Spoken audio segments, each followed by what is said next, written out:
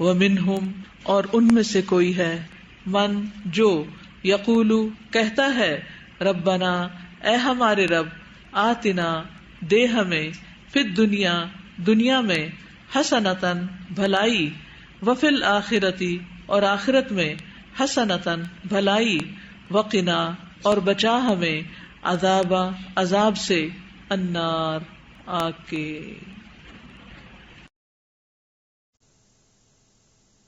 ومنہم من یقول اور ان میں سے کوئی ایسا بھی ہے جو کہتا ہے، ربنا آتنا فی الدنیا، اللہ ہمیں دنیا میں دے دے، حسنتن بھلائی، یعنی ہمیں دنیا میں بھلائی دے۔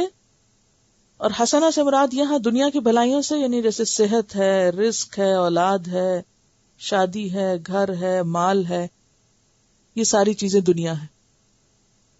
اور وہ صرف یہ نہیں مانگتا، وفی الآخرۃ حسنہ، اس کے ساتھ وہ آخرت بھی مانگتا ہے، کیونکہ اس کے نزدیک آخرت اتنی ہی اہم ہے یا اس سے زیادہ اہم ہے جتنی دنیا ہو سکتی۔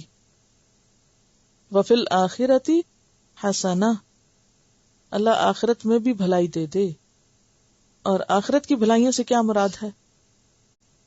کہ خوف سے امن ہو، یعنی جب سور پھونکا جائے اور اٹھے ہم قبر سے تو ہمیں خوف نہ ہو، اعمال نامہ دائیں ہاتھ میں ملے، تول ہو تو زیادہ ہو جائے، پل صراط سے آرام سے پار کر لیں، جنت ملے اور اللہ کا دیدار ملے۔ یہ آخرت کی بھلائیاں ہیں کہ اللہ آخرت میں بھی بھلائی دے دے۔ یہ سوچ کے سب کچھ مانگتے ہیں ربنا کی جب دعا پڑھتے ہیں۔ دیکھیے کہ جب علم نہیں ہوتا نا انسان کو تو وہ پھر مانگتا بھی وہ نہیں، یعنی اس چیز سے بچنے کی بھی کوشش نہیں کرتا۔ جو آپ کو پتا چلتا جاتا ہے پھر آپ کہتے ہیں نہیں مجھے یہ چاہیے، یہ نہیں چاہیے، جس سے اس کو پتا ہی نہیں، اس کی لمیٹڈ سی سوچ ہے، لمیٹڈ سی معلومات ہے، اس کی طلب بھی لمیٹڈ ہے۔ جب انسان کو علم نہیں ہوتا دین کا، صرف دنیا جانتا ہے، تو وہ دنیا کی ورائٹی مانگتا رہتا ہے، یہ طلب کرتا رہتا ہے۔ اور جب دین کا علم ہوتا ہے اور اس میں وسعت آتی ہے تو پھر دعاؤں میں بھی وسعت آ جاتی ہے، پھر انسان دعائیں بھی اس سے آگے کی مانگنے لگتا ہے، اور پھر اس میں بھی وہ دور تک جاتا ہے۔ کچھ لوگ صرف جنت مانگ کے فارغ ہو جاتے، اور کچھ لوگ جنت پہ راضی نہیں ہوتے، اس سے آگے جاتے ہیں، للذین احسنوا الحسنی، وہ زیادہ بھی مانگتے ہیں، اللہ کا دیدار، اللہ کی رضامندی، ورضوان اللہ اکبر۔ عام لوگوں کو ان دعاؤں کا نہیں پتا ہوتا، وہ صرف بچوں کے لیے مانگ لیتے ہیں، کاروبار کے لیے مانگ لیتے ہیں، مسئلے مسائل کے لیے، اسی لیے کوئی حاجی بھی جا رہا تو اس کو 2-4 ایسے مسئلے بتا دیتے ہیں، میرے لیے یہ مانگ دینا، ٹھیک ہے نا، کیونکہ پتہ ہی نہیں آخرت کیا چیز ہے، مسئلہ کیا آخرت کا، لہذا وہاں کے لیے کچھ بھی نہیں مانگتے۔ تو یہ علم کی کمی ہے، شعور کی کمی ہے۔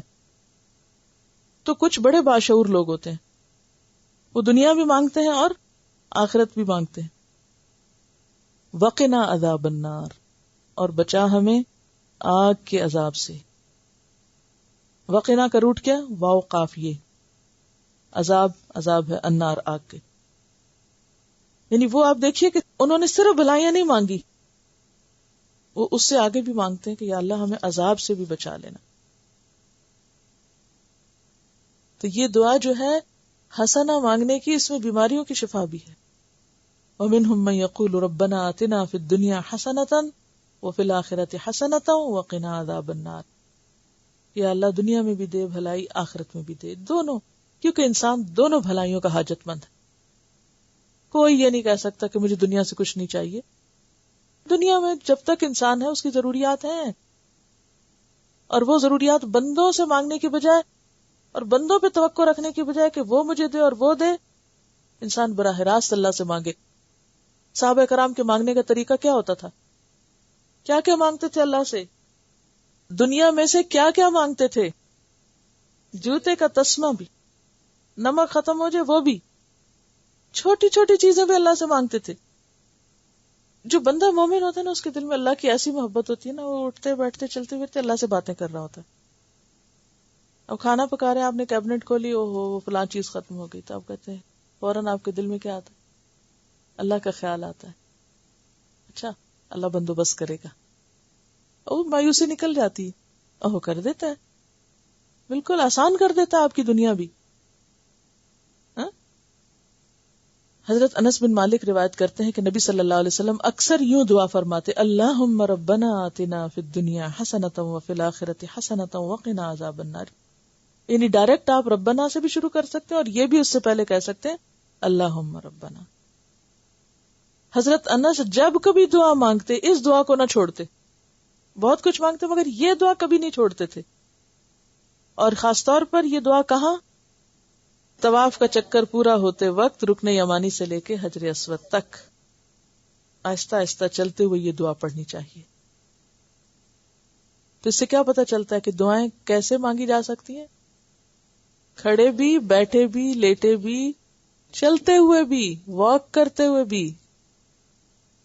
اولئک لہم نصیب مما کسبوا، ایسے لوگوں کے لیے حصہ ہے اپنی کوشش کے مطابق. تو اس سے کیا پتہ چلتا ہے؟ صرف دعا کافی نہیں، دعا کے ساتھ کوشش شرط ہے.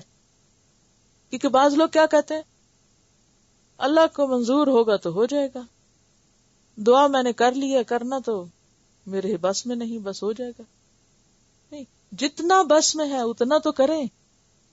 سستی اور کاہلی نہیں، بے بسی نہیں کہ نہیں مجھ سے نہیں ہو سکتا بس، یا یہ کہ تم میرے لیے دعا کر دینا، جیسے بنی اسرائیل کیا کہتے تھے، ادعو لنا ربک، جاؤ اپنے رب سے ہمارے لیے دعا کرو. تو ہم میں سے بھی اکثر لوگوں کا قول کیا ہوتا ہے، آپ ہمارے لیے دعا کریں. خود نہ کام کرنا، حتیٰ کہ دعا بھی نہیں کرنا اپنے لیے، اور وہ بھی کسی اور کے ذمہ ڈال دینا. تو ایسے لوگوں کو جو کوشش کریں اور کوشش کے ساتھ دعا کریں. آپ نے وہ آرٹیکل پڑھا ہوگا ریڈرز ڈائجسٹ میں ایک دفعہ آیا تھا کہ دعا جو ہے وہ ہیلنگ کے عمل کو تیز کرتی ہے، اور باقاعدہ ایکسپیریمنٹ اس پہ کیا گیا کہ کچھ مریضوں کو بغیر دعا کے ٹریٹ کیا گیا اور کچھ کو دعا کے ساتھ. تو جن کو دعا کے ساتھ ٹریٹ کیا گیا تھا ان کی ٹریٹمنٹ بہت فاسٹ تھی یا ریپڈ تھی،